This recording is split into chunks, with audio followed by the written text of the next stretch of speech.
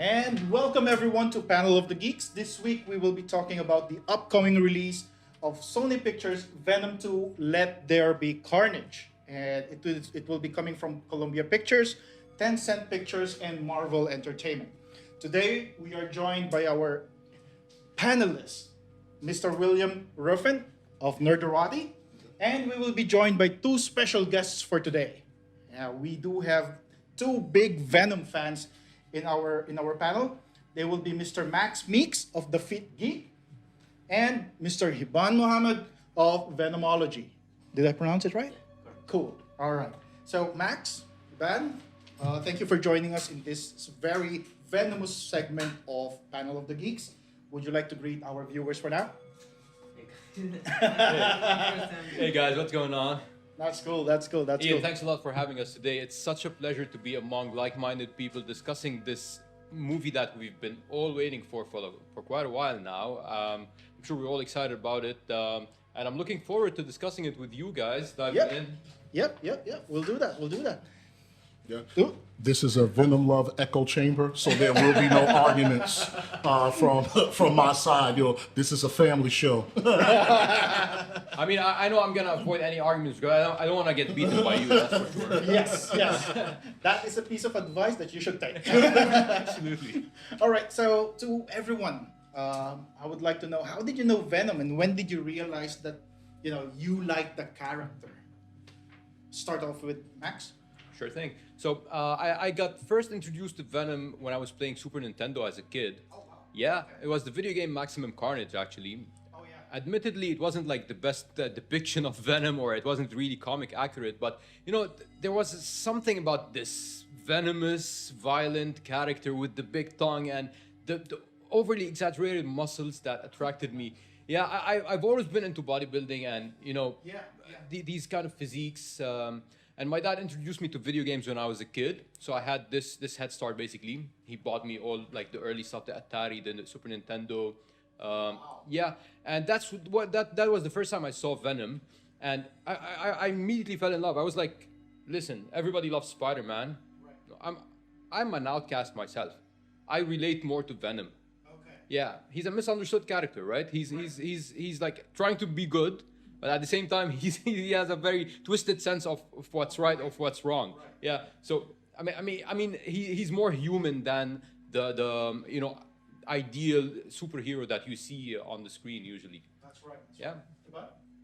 I got introduced to Venom through Spider-Man 3. So like when I was born in 2000, right? So as I grew up, the Tobey Maguire films were the ones that like influenced my childhood a lot. Right. That's how I loved the character Spider-Man and stuff.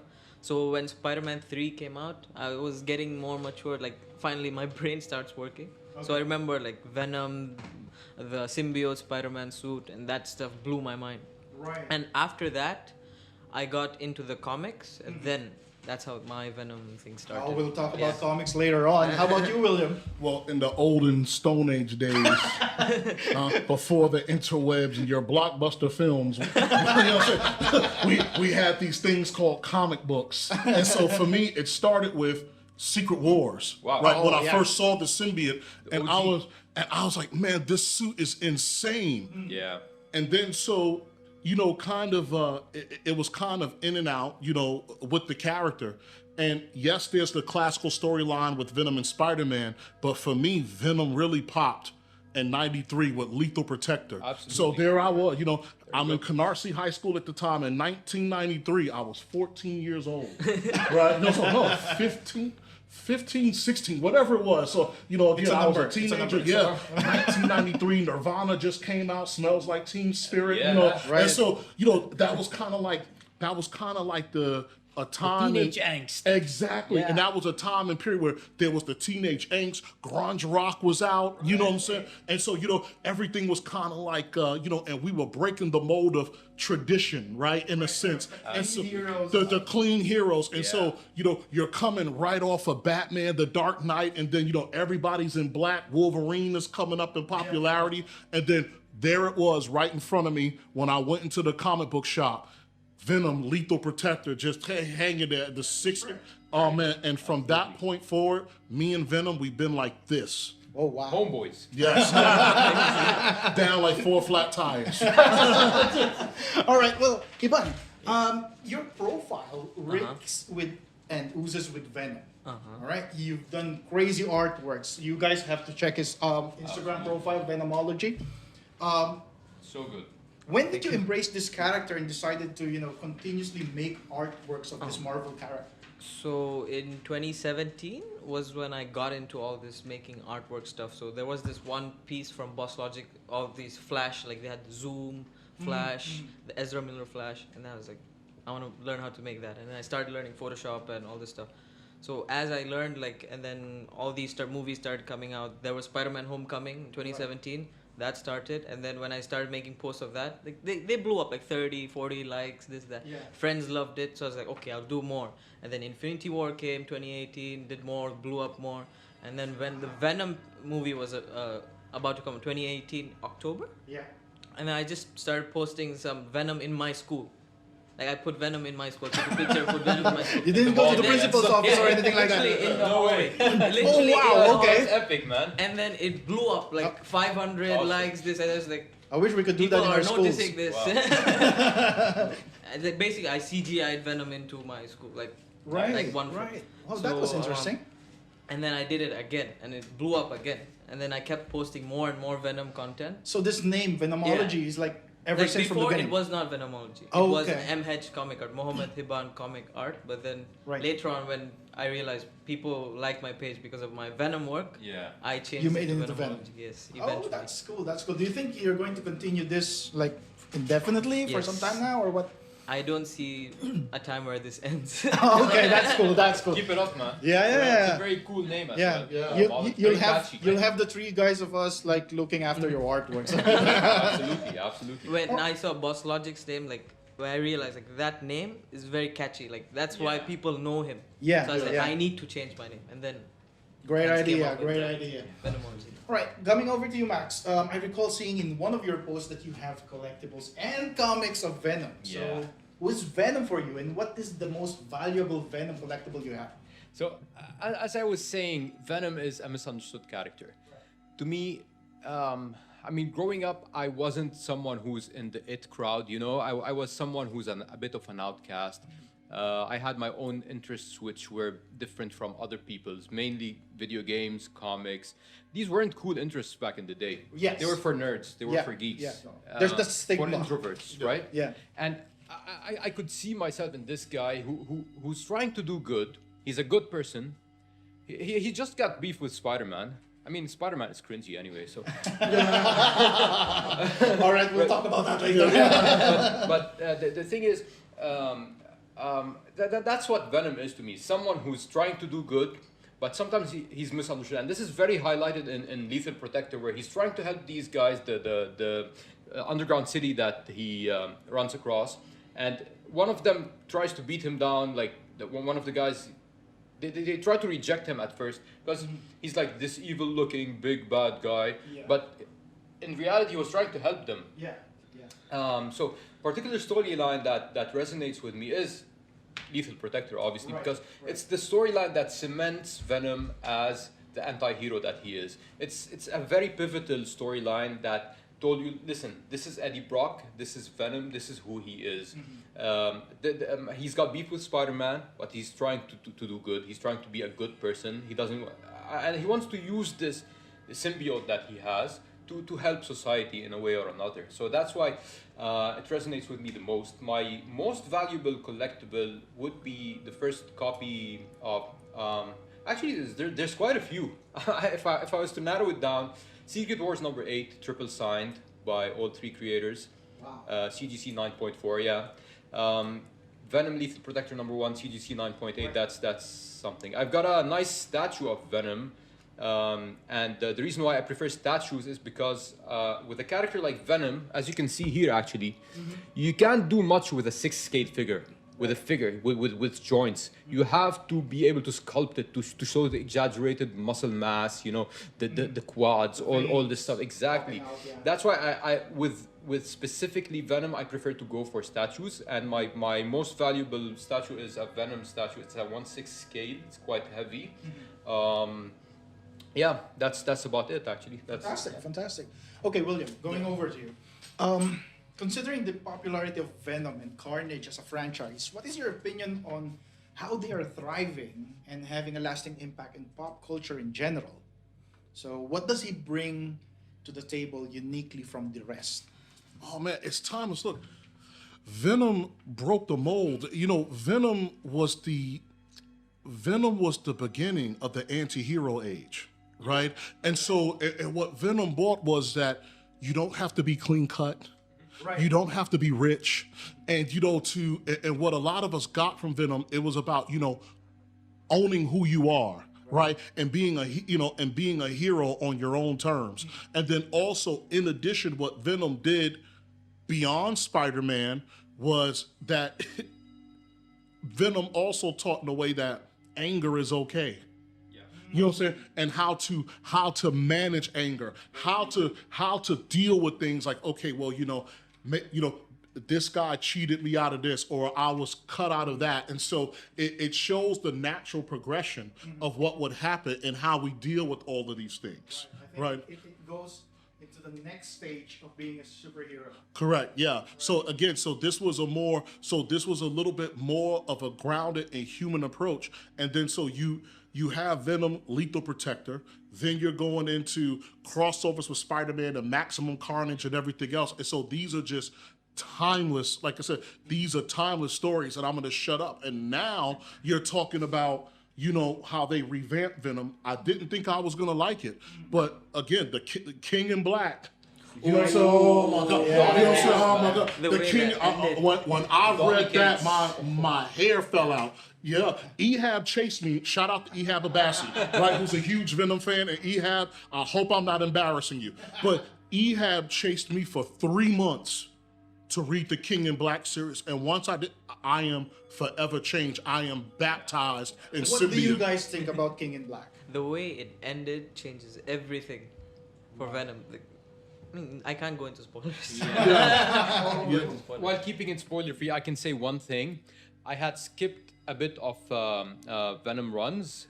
This was mainly around the time where Anti-Venom came in and Agent Venom and stuff.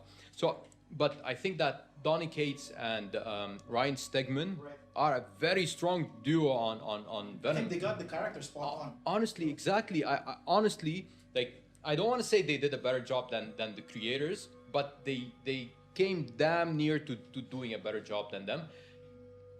Ryan Stegman's art is very dark. It's like one of those death metal covers you see. Yeah, It's really like the guy. I don't know how he's getting away with this with Marvel. It's such a big corporation letting such a dark and, you know, violent, expressive art to come through. But if you look at his art, this is a guy who should be drawing Carnage, who should be drawing Venom. He captures it perfectly. I think like the thing why the King in Black is amazing is, like, normally all the Venom stories that happened before show like the symbiote in Eddie's world. Right. But now they show Eddie in the symbiote's world. Yeah. So that's like another take on the whole thing, which is Absolutely. It beautiful. revamped Goes everything. cosmic, mystical, fantasy. Expands it, right? It expands the It universe. expands it. And it- This is basically Venom's endgame level. Yeah. Because the King in Black, for me being a classical quote-unquote comic book fan, the King in Black allowed me to go back to the first Venom movie and appreciate it more. Right? Because if you're stuck on pretty much the old mythology of Venom, right? You know, maybe this movie rubs you the wrong way, but I saw the first, and I still enjoyed the first Venom film, by the way. I still loved it. But then after King in Black, going back and watching it again, then I was able to piece the film together completely different and be like, oh, I see where they can go. You know what I'm saying? You see where they're coming from as well. Where they're coming from and where they can. Eddie, you are a cancer to everyone who ever loved you. Let me eat him!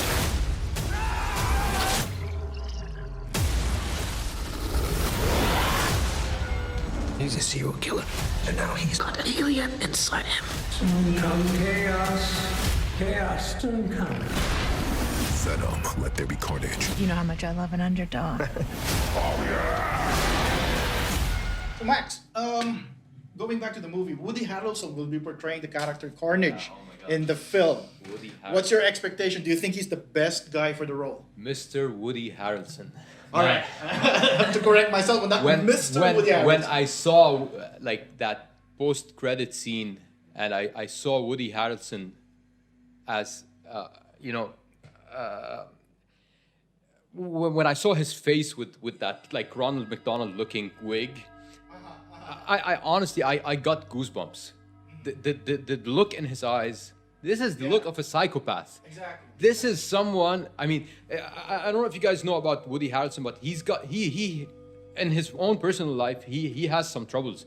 He went through some rough times. He meddled with drugs. He had some mental health issues. So this is a guy quite similar to Heath Ledger in The Joker. This is a guy who actually is a perfect person to play the role of a psychopath. You can see it in his eyes. It's like immersed. Yeah, I mean, Carnage, or his human counterpart, basically, is a very sick person. He's a person who killed his grandmother.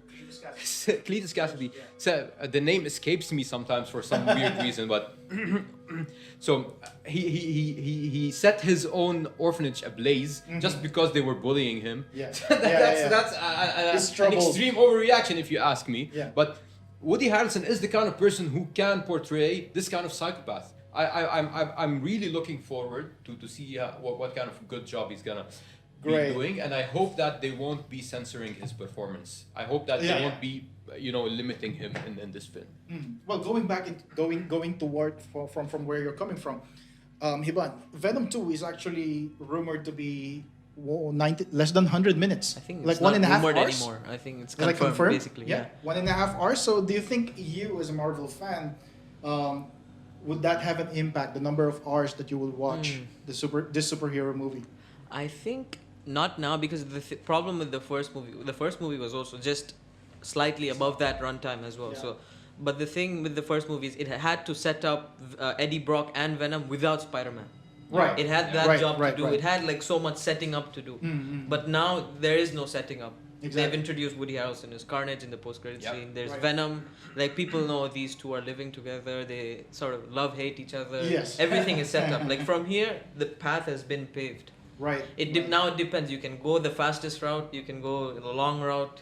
Do you think the current rating, which is PG-13, Definitely would be much better than an R-rated one? No. I don't know. I honestly I still think, prefer the R rating, Yeah, but yeah. to appeal to a wider audience, PG-13 is fine. As long as they go to the extreme end limit they can, I'm fine. And it doesn't hurt with the core of the character. I hope it won't. Honestly, I'm a bit skeptic about that. But let's see. I'm going in with a open mind. Right. That's what I always do. I want to enjoy this. I don't want to benchmark against anything. This is a movie that portrays two of my favorite Marvel characters. So I want to enjoy it. I don't want anything to I think one of our discussions earlier, we just mentioned that don't peg it with anything that is Right. history. Like, for example, the comic book referencing. I'm sure a lot of people are gonna be complaining that the origin of Carnage is different in this one, just like they complained that the origin of Venom was different in the first movie. Obviously, I'm sure everybody saw the trailer, but in the trailer you see that Cletus Cassidy is biting Eddie Brock, and that's how he becomes Carnage in this movie, which is different from the comic. But honestly, people shouldn't let such small details stop them from enjoying the movie. Right. If you like Venom, if you like Watch Carnage, and enjoy. Exactly, watch and exactly. enjoy. Don't have any preconceived notions. Come in as an empty slate, as a clean slate, and enjoy the movie. That's what entertainment is about, right? Right. And if I may add also, I mean, Andy Serkis, which is the director, what he mentioned is that Cletus Cassidy, or Carnage, starts off immediately after the opening. And if I may read what he's mentioned last time in his interview with IGN, what he mentioned is, we always wanted this film to be a real thrill ride and a fast, muscular, not hanging around too much with exposition. Nice. So I'm expecting this to be fast-paced, action-packed movie. Yeah. I think that was one of the problems with the first Venom movie. Like, it was weirdly paced. Like, sometimes the scenes were so quick, fast, and then sometimes the scenes stretch on and this. If they don't do that here, I think we should be in for an amazing. But it's like you said, the story has already been set up. and another thing, especially for comic book fans, that we would have to understand is that you also have to treat a film director's take on a film. You have to, because we're used to change in comics. That's one of the things that's hypocritical about us as fans, right? Because comic books have runs. The writers and the artists change all the time. So if there's a Ruffin and Venomology run of Venom, that's going to be different than the Ian and GEEKS run. If you get what I'm saying. Exactly. So the artwork will look different. The storytelling will be different. So I think that, when you walk in, you're like, okay, this is the director's take on this particular story. Right. Yeah. Just like King in Black. Yeah, just like King in Black, Exactly. which is phenomenal. I hated on it. Shame on me. I don't know if you guys saw the interview with Todd McFarlane, and he expressed actually his affinity towards the portrayal of Venom in the movie. So he was a fan of the way Venom was portrayed. He was like, this is how I would have imagined Venom to be portrayed, as opposed to when Sam Raimi did his Venom, which was obviously, I don't need to talk about that, but Todd McFarlane wasn't a fan of that portrayal for obvious reasons. But this, first of all, Tom Hardy, big buff dude. The CGI that we have today, you get all the muscle definition, all the symbiote on steroids, basically. Yeah. That's the way it should be. That's the way Todd McFarlane imagined it would be. And if you go back to his initial artwork, that's what you see. The exaggerated muscles, the anatomy, the whole thing is really over the top. In Sam Raimi's defense, Sony forced him to put Venom in Spider-Man 3. He didn't want to put Venom in Spider-Man 3. So again, I think maybe one of the reasons also is because focus of the movie is actually on Spider-Man, not on Venom. Yes. In here, you're talking about absolutely. the character itself. That's him, yeah. And that makes it, you're talking about who Venom is inside out, not against Spider-Man or anybody else. Like I really like the way they're approaching now. Like they're building up Spider-Man separately, Venom separately, and one time they put them together. Yeah. Like that is a whole movie on its own. Yeah. Like that's the way to go. Not Sandman, Green Dog. So, going back, we may have some viewers who's not like us, who has been born and bred with this kind of character. So, if you're going to choose, what will be say the startup point for someone who's going to be reading or watching Venom or Carnage? Do you have any what do you call this, recommended reading or recommended watching just to know the character? I come right back to what I said first. Lethal Protector, Exactly. King in Black, Maximum Carnage. Maximum Carnage, and if you can stand it, because the animation is not timeless, the Spider-Man '93 cartoon. Animated series, yeah.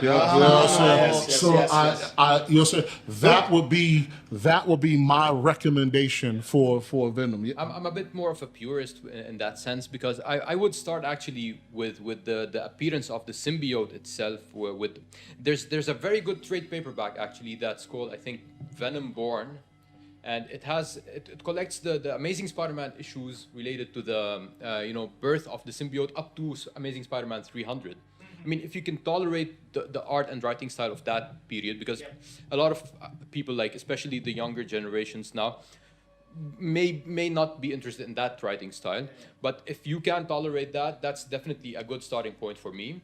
The movie itself is a good standalone starting point as well. So if you don't want to, if you just want to watch one thing, you could watch the first Venom movie before watching this one.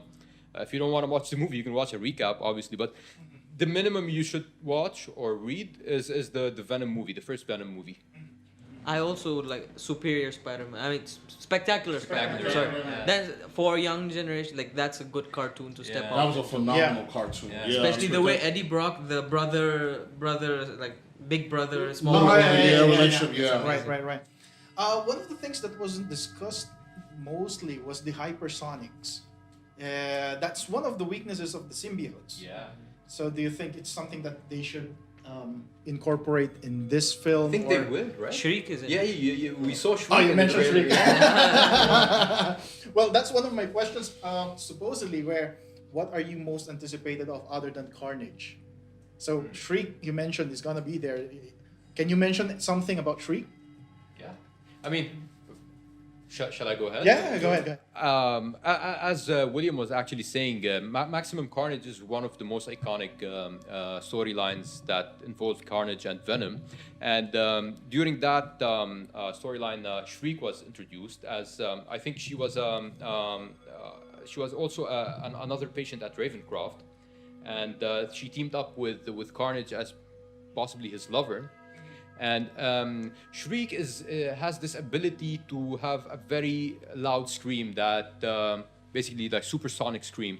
And as we know that symbiotes are affected by Hypersonics. Hypersonics, exactly. So what we could possibly see in this movie, because we saw a nod to Shriek in the trailer, Yes. so we could possibly see how Shriek can use her powers against Venom in the defense of Carnage, perhaps, or I don't know. That's a maybe. good take. That's a Yeah, good take. yeah. Yeah. Well, for me, what I'm interested on is to see when all these symbiotes actually start mingle with a certain web head in the MCU, which I think you've mentioned. Yeah. So I think it's gonna happen much sooner I than think later. in So- that interview, IGN, I think Andy Serkis did mention like they will go head head to head with Tom Holland's Soon. Spider-Man. That is a fishy. There's something you're I missing. I still want Tom Hardy to pair up with Andrew Garfield Spider-Man. Yeah. Andrew Garfield is my favorite. It's the best Spider-Man. Thank you. High fives. No, but see, y'all are forgetting something, right? Because you're talking about Shriek. What do you want to see? Have you forgotten what will blow people's minds? And I hope you're not too scared to do it, Sony Marvel. Sprinkle some doppelganger in it. Yeah.